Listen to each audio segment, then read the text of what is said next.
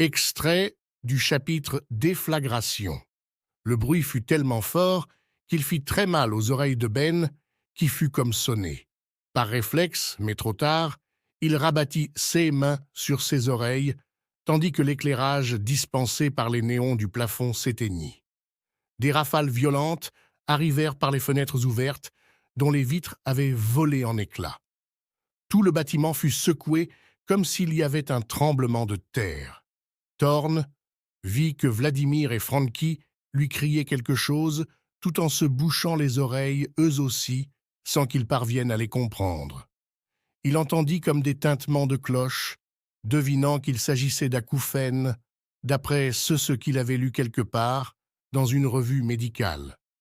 Ben comprit que son oreille interne avait subi un coup dur, et que, probablement, il n'aurait plus jamais l'excellente ouïe à laquelle il était accoutumé.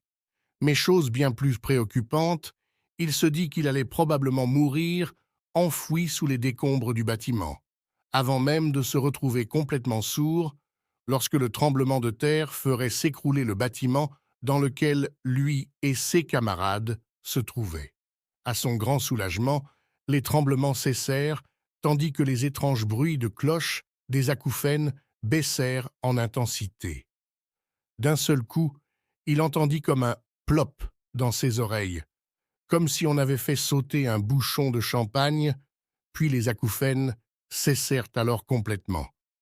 Des acouphènes qui furent remplacés par des cris et des pleurs bien plus sinistres à entendre.